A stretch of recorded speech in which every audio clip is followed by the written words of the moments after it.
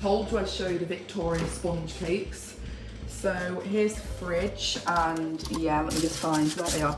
They're wrapped off in here, and here's one. And yeah, they are so good. And yeah, thank you so much, Becky, for helping me make them. You are an angel.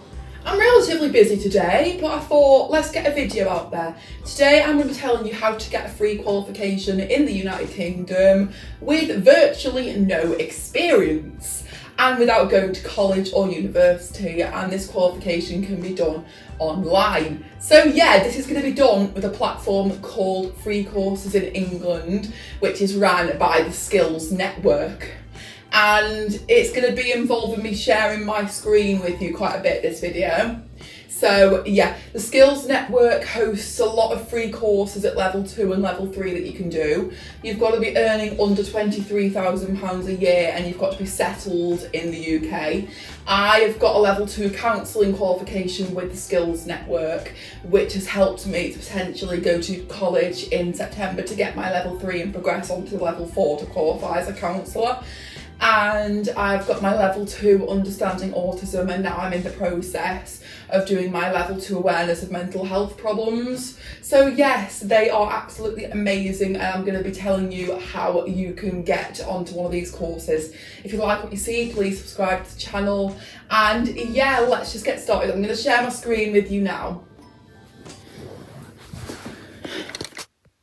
As you can see, I'm on the Skills Network homepage, and I've filtered the courses to go from A to Z, so in alphabetical order, but you can filter by category and Z to A as well, and there are lots of different courses you can study here. So as you can see, we've got an understanding coding course, which I'm not likely to do.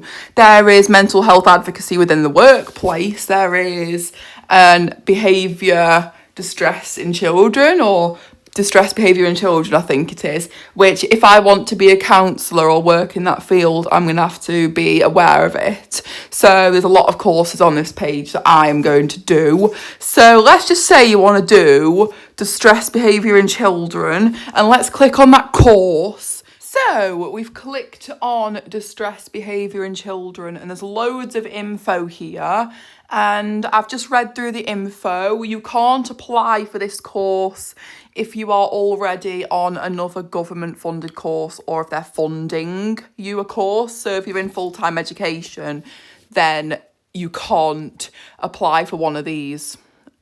So yeah, pause the video and read the info if you like, but I'm going to go straight onto the apply page, which is near the bottom, and show you what sort of info you need to fill in. So it's asking you whether you want to continue with an account or not, and if you don't want to continue with an account, then you can't come back and do the form later. You will just lose your progress if you go off this window. So you've got a lot of fields. So for instance, you've got your full name, your address, your date of birth, your phone number, and you've got an option to receive a phone call from one of their course advisors, and they're really good in my experience. And once you've done this initial part, which obviously I'm not going to do because I'm on a course already, you will be taken to your actual form to apply, where you can share them information. So whether you have needs that need to be supported whilst you're on the course. So I'm visually impaired and autistic, so I do have needs that they need to support. And you don't have to declare it, you don't. But I've always declared it, and the information is confidential.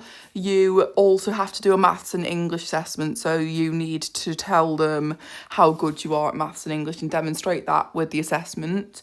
And you need to supply them with a verification of your identity. So for instance, your passport or your birth certificate. It doesn't matter in my experience if your passport is expired, by the way.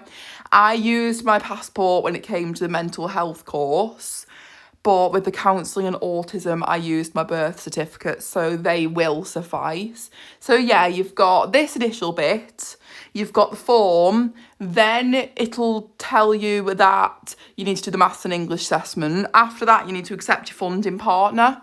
So that'll be sent to your email, and a college will fund your course. You don't have to attend the college, it'll just be studying online.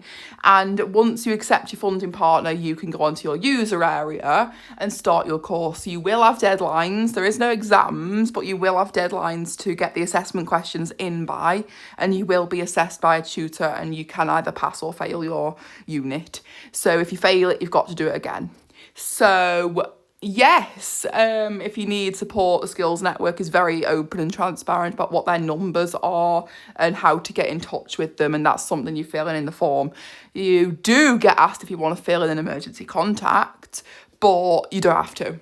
So yes, I'm really hoping this video is helpful, and let me know if you've either studied with them or are going to study with them. This video is not sponsored by the Skills Network.